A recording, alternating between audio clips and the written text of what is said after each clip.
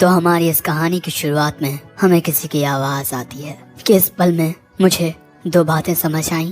पहली, किसी चीज की कद्र तुम्हें तब होती है जब वो तुमसे दूर हो जाती है, और दूसरी कि किसी को खोना बहुत आसान है। एक एक्सीडेंट में हमारा मेन कैरेक्टर अपने पूरे परिवार को खो देता है और उसे खुद भी काफी चोटें आती हैं, और इसके बाद वो अपने बगल में बैठी लड़की को देखकर सोचता है कि क्या मैं इसे भी खो दूंगा, और इस बात से वो घबरा जाता है।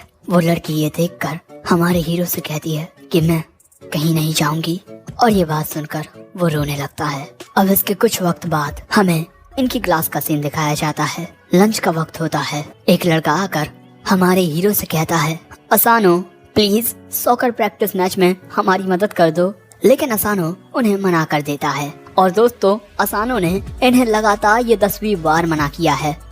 अब ये लड़का कहता है कि यार तुम हमारे साथ कहीं घूमने क्यों नहीं चलते, तुम्हें बिल्कुल अकेला देखकर हमें बहुत बुरा लगता है। लेकिन उनकी बातों से असानो बहुत ज्यादा नर्वस हो जाता है, इतना ज्यादा कि वो बेहोश ही हो जाता है, और इसी वजह से क्लास के सभी लोग असानो को काफी ज्यादा शर्मीला समझते हैं। लेकिन ऐसा नहीं है कि मैं शर्मीला हूँ, और मैं इस बात से काफी खुश हूँ कि वो मुझसे बात करने की कोशिश करते हैं, लेकिन फिर भी। और अब वो लड़के वहाँ से चले जाते हैं। तभी मिस सुमी उसके पास आती है और उससे कहती है कि तुम्हें उनसे बात करनी चाहिए थी। वैसे मैं लंच लेकर आई हूँ, चलो खाना खाते हैं। और देखो मुझे पता है कि अपने काम की वजह से तुम सही से खाना नहीं खा रहे, मैं तुम्हारे लिए तुम्हारी पसंद का खाना लेकर आई हूँ। मिस सुमी की इतनी बातें सुनकर असानो खाना खाने के लिए तैयार हो जाता है। वैसे ये तीनों लड़के उन दोनों को देख रहे थे। वैसे कहा जाए तो मिस सुमी को देख रहे थे, क्योंकि मिस सुमी को स्कूल के सभी लड़के बहुत पसंद करते हैं। वैसे यहाँ हमें पता चलता है कि मिस सुमी उदास हो जाएगा, और इसके बाद वो असानो को खाना खिलाने लगती है। असानो उसे खाने ही वाला था, लेकिन तभी कोई दूसरा उसे खा जाता है, और ये होते हैं इनके हिरुकावा सेंसेई। और उसे वहाँ देखकर असानो सोचता है कि ये अचानक यहाँ कहाँ से आ गया। और तभी मिस सुमी बोलती है कि सेंसेई आप तो लेक्चर देने के लिए विदेश गए थे, है ना? सेंसेई बोलते हैं कि मुझे तुम्हारे हाथों का खाना बहुत अच्छा लगता है, इसी वजह से मैंने अपने स्केड्यूल को थोड़ा चेंज कर दिया। वैसे मुझे तुम भी बहुत प्यारी लगती हो। ये बात सुनकर मिस सुमी कहती है कि मैं आपकी रिपोर्ट कर दूंगी सेंसेई, इसी वजह से आपको अपने वाइस प्रिंसिपल ऑफिस में चले जाना चाहिए। लेकिन तभी सेंसेई असानो से कहते हैं कि स्कूल खत्म होने के बाद मेरे ऑफिस में आना। ये बात सुनकर असानो काफी हैरान हो जाता है, और इसके बाद सेंसेई वहाँ से चले जाते हैं। असानो को तो कुछ समझ ही नहीं आता। अब स्कूल खत्म होने के बाद ये लड़के असानो को गुड बाय कहकर यहाँ से चले जाते हैं, और इसके बाद हम असानो को भी जाते हुए देखते हैं। और यहाँ पर असानो सोच रहा था कि उस एक्सीडेंट के बाद मैं दूसरों से अच्छे से कनेक्ट नहीं कर पा रहा हूँ, और इसके बाद वो वाइस प्रिंसिपल के ऑफिस में आ जाता है। सेंसेई उसी का इंतजार कर रहे थे। अब इसके बाद ये दोनों एक साथ बैठ जाते हैं। असानो पूछता है कि आपने मुझे यहाँ पर क्यों बुलाया है? सेंसेई बोलते हैं कि मैं तुम्हें अपना कलेक्शन दिखाना चाहता था। टाडा! ये मिस सुमी की कुछ सीक्रेट फोटोज हैं। ये देखकर असानो सोचता है, मुझे ये तो पता था कि मिस सुमी हिरुकावा सेंसेई की फेवरेट स्टूडेंट है, लेकिन। और दोस्तों हिरुकावा सेंसेई असानो को अपने कलेक्शन में से अपनी फेवरेट फोटो भी दिखाते हैं। ये देखकर असानो सोचता है कि शायद से मुझे इनकी पुलिस में रिपोर्ट कर देनी चाहिए। दोस्तों हिरुकावा सेंसेई के पास मिस सुमी की बचपन की भी तस्वीरें होती हैं, और ये सारी बातें असानो को बहुत ज्यादा हैरान कर देती हैं। लेकिन फिर वो सोचता है कि आखिर एक टीचर के पास एक स्टूडेंट की बचपन की तस्वीरें कहाँ से आईं? और तभी सेंसेई बोलते हैं कि मैं मिस सुमी पर हमेशा से नजर रखे हुए हूँ। मिस सुमी बहुत ज्यादा खूबसूरत है, और इसी वजह से किसी को तो उसकी हिफाजत करनी ही होगी। इस लड़के ने मिस सुमी को कल प्रपोज किया था। मैंने इसे बाद में बड़े प्यार से समझाया, और इसने खुशी खुशी मेरी बात मान ली। उन्होंने तनाका की बहुत बुरी हालत कर दी थी, और एक वीडियो भी रिकॉर्ड कर लिया जिसमें तनाका कहता है कि मैं उसके करीब कभी नहीं जाऊंगा। और अब ये देखकर असानो घबरा जाता है, लेकिन अगले ही पल में हिरुकावा सेंसेई एक चाकू निकालकर उसे असानो के गले पर रखकर बोलते हैं कि तुम मिस सुमी के बहुत ज्यादा करीब हो। शुरू में तुम्हें इसी वजह से नजरअंदाज कर रहा था क्योंकि तुम उसके बस बचपन के दोस्त थे, लेकिन अब चीजें बदलने लगी हैं। बेचारा असानो यहाँ पर हिल तक नहीं पा रहा था। और अब सेंसेई बोलते हैं कि देखो इसे पर्सनली मत लेना, मैं ये सब अपनी प्यारी छोटी बहन के लिए कर रहा हूँ।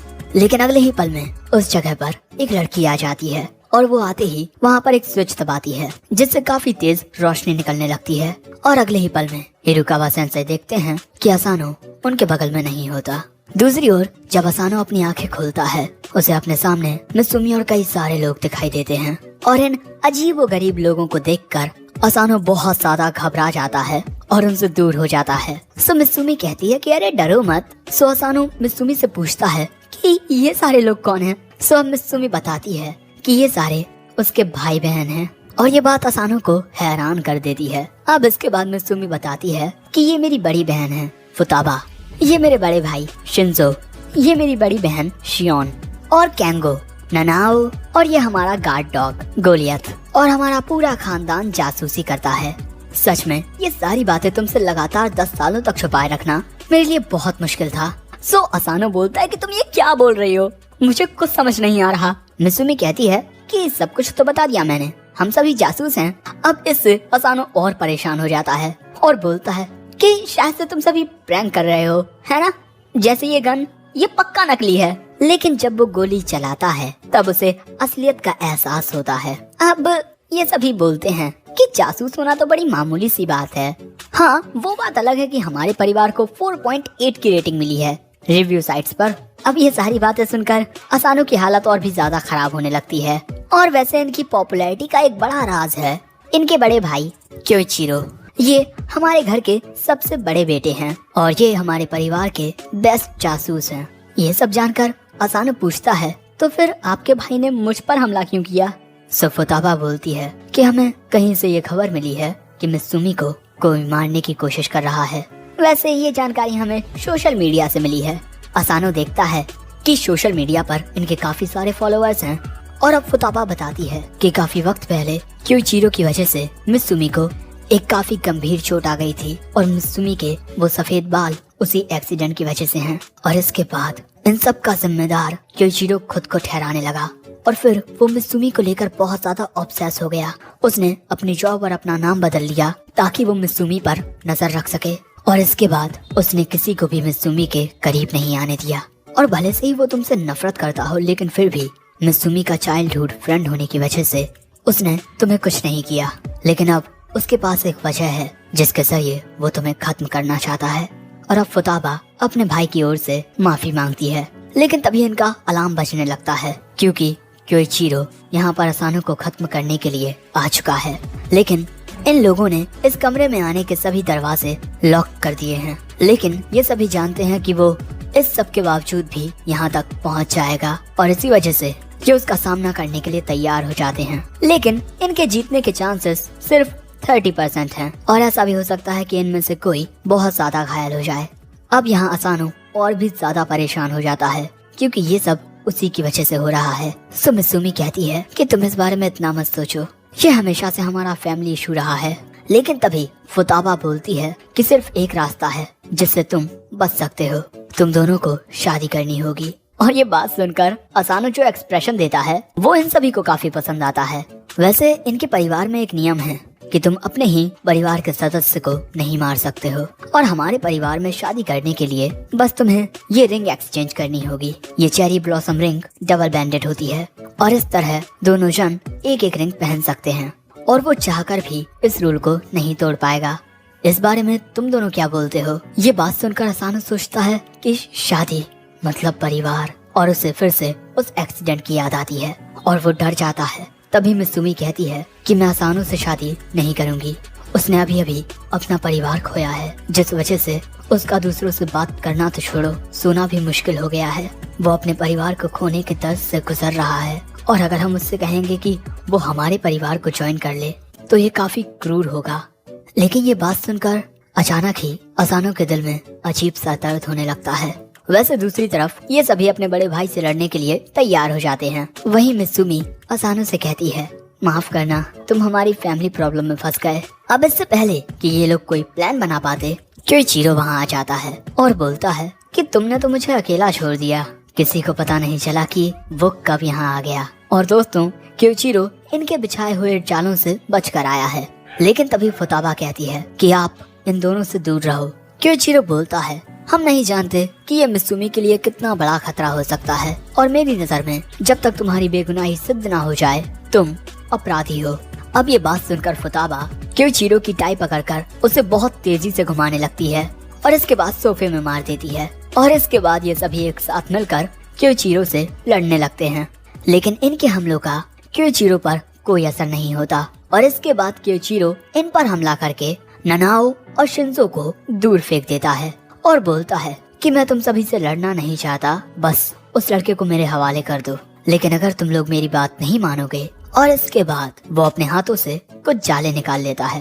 ये उसका स्पेशल वेपन है, स्टील स्पाइडर, जो किसी भी चीज को काट सकते हैं। सो फुताबा उसका सामना करने के लिए जाने लगती है। वो क्योचीरो के जाल को खुद से दूर फेंक रही थी, लेकिन क्योचीरो उसे बड़ी ही आसानी से छत से बांध देता है। अब ये देखकर केंगो मित्सुमी और असानो को वहाँ से ले जाता है। और इसके बाद शियोन अपने फोन से कुछ ड्रोन्स को वहाँ पर बुला लेती है। और अब इसके बाद ये ड्रोन्स क्योचीरो को घेर लेते हैं और इसके बाद उस पर फायर करने लगते हैं, जिस वजह से वहाँ पर काफी ज्यादा धुआं होने लगता है। दूसरे कमरे में आकर असानो पूछता है कि वो सभी ठीक तो होंगे ना। सो मित्सुमी बोलती है कि चिंता मत करो, हमारे फैमिली रूल के अकॉर्डिंग कोई भी फैमिली मेंबर्स को नहीं मार सकता है। और इसके बाद मित्सुमी एक सीक्रेट डोर खोलती है और केंगो असानो का कोट उतार लेता है और असानो को उस सीक्रेट डोर के अंदर कर देता है। और यहाँ पर असानो मित्सुमी की ओर देखता है। सो मित्सुमी कहती है कि चिंता मत करो, मैं कहीं नहीं जाऊंगी। और इसके बाद वो उस दरवाजे को बंद कर देती है। दूसरी ओर क्योचीरो शियोन को हरा चुका था और इसके बाद वो मित्सुमी और असानो के पास आ जाता है। और इसके बाद मित्सुमी को अपने पास बुलाता है, क्योंकि वो नहीं चाहता कि असानो के खून के छींटे उस पर गिरें। ये बात सुनकर मित्सुमी क्योचीरो की ओर जाने लगती है। क्योचीरो बोलता है कि आओ अपने भाई की बाहों में आ जाओ, लेकिन तभी मित्सुमी अपने हथियार निकाल लेती है और गोलियत को क्योचीरो के ऊपर फेंक देती है। सो क्योचीरो अपने जालों से गोलियत को पकड़ लेता है और मित्सुमी के हाथों को भी बांध देता है। और इसके बाद मित्सुमी से कहता है कि हमेशा की तरह तुम कितनी ज्यादा इम्प्रेसिव हो। और दोस्तों, इसके बाद हमें पता चलता है कि ये मित्सुमी नहीं केंगो था। केंगो खुद को तो बड़े अच्छे से बदल लेता है, लेकिन दूसरों को अच्छे से बदलना उसे अभी भी नहीं आता। अब इसके बाद क्योचीरो मित्सुमी से पूछता है कि जल्दी बताओ, तुमने उसे कहाँ छुपाया है। वैसे ये सब असानो एक होल में से देख रहा था। वैसे उससे मित्सुमी ने कहा था कि चाहे कुछ हो जाए तुम यहाँ से बाहर मत निकलना। दूसरी ओर मित्सुमी अपना मास्क उतार कर बोलती है कि असानो मुझे मारने की कोशिश नहीं कर रहा है। आप भी तो उसके परिवार के बारे में अच्छे से जानते हैं, इसी वजह अब उसे कुछ नहीं करूँगा।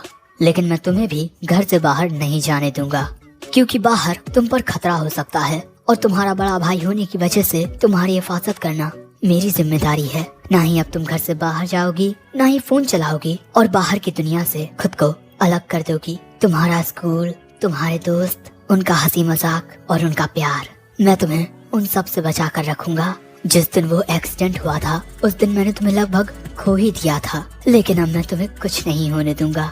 मैं अपनी जान देकर भी तुम्हें बचाऊंगा। और ये कहते हुए क्योचीरो मित्सुमी की तलवार को अपने पेट में धंसा लेता है और इस वजह से मित्सुमी बहुत ज्यादा घबरा जाती है। और अब क्योचीरो कहता है कि तुम उस लड़के के बारे में भूल जाओ और बस मेरे साथ रहो। और मित्सुमी इसके लिए हाँ कर देती है, क्योंकि वो नहीं चाहती कि असानो को कुछ भी हो। लेकिन तभी उस सीक्रेट रूम का दरवाजा खुलता है और असानो उसमें से बाहर निकलता है और बोलता है कि मित्सुमी को जाने दो। सो क्योचीरो कहता है कि हमारे फैमिली के मैटर से दूर रहो। यहाँ असानो सोचता है कि ये बिल्कुल मेरी तरह है, ये उसे खोना नहीं चाहता जो इसके दिल के करीब है, लेकिन जिसकी ये हिफाजत करना चाहता है। आखिर उसका चेहरा इतना घबराया हुआ क्यों है। और अब असानो कहता है कि मित्सुमी, तुम्हारी बहन ने जो कहा था अब हम वही करते हैं और अब मैं बिल्कुल ठीक हूँ, क्योंकि तुमने मुझसे वादा किया था कि तुम कहीं नहीं जाओगी। ये बात सुनकर मित्सुमी मुस्कुराती है और अपनी अंगूठी का एक हिस्सा निकाल लेती है और उसे असानो की ओर फेंकती है। असानो उस अंगूठी को पकड़ने के लिए दौड़ता है, लेकिन अंगूठी पकड़ने से पहले ही वो क्योचीरो के जालों में फंस जाता है। और अब क्योचीरो कहता है कि मैं तुम्हें ऐसा कुछ भी नहीं करने दूंगा। लेकिन उन जालों में फंसे होने के बावजूद भी असानो उस अंगूठी को पकड़ लेता है, जिससे उसके हाथों पर काफी चोट आती है। और अब असानो मन में कहता है कि मित्सुमी, मुझे से एक बेवकूफ लड़के की हमेशा हिफाजत करने के लिए शुक्रिया, और इसी वजह से अब मैं तुम्हारी हिफाजत करूंगा। और ये कहते हुए असानो क्योचीरो के जालों को तोड़ देता है और अगले ही सीन में वहाँ पर बाकी सब भी आ जाते हैं और यहाँ असानो उस अंगूठी को पहनते हुए बोलता है कि मैं तुमसे वादा करता हूँ, मैं हमेशा मित्सुमी की हिफाजत करूंगा, मेरे प्यारे साले साहब। और इसके अगले ही पल में मित्सुमी असानो के पास जाकर उसके गले लग जाती है। ये देखकर बाकी सब तो बहुत ज्यादा खुश होते हैं, लेकिन यूइचिरो नहीं। सो फुताबा उसके पास जाती है और बोलती है कि अब तुम सिर्फ एक ही काम कर सकते हो, उस बच्चे को सिखाओ कि मित्सुमी की हिफाजत कैसे की जाए। वैसे यहाँ पर मित्सुमी और असानो की शादी हो चुकी है। तो यार कमेंट्स में इन दोनों को बधाइयाँ दो और इसके साथ ये भी बताओ कि नेक्स्ट एपिसोड देखने के लिए कितने ज्यादा एक्साइटेड हो, क्योंकि आगे चलकर तो और भी ज्यादा मजा आने वाला है। यूइचिरो किस तरह असानो को ट्रेन करेगा। असानो की हालत पतली होने वाली है, क्योंकि पहले जो उसे मारना चाहता था अब वो उसे ट्रेन करेगा। वैसे अगर ये एपिसोड पसंद आया हो तो लाइक कर देना और इस वीडियो को शेयर भी करना। और हाँ, इन द एंड सायोनारा।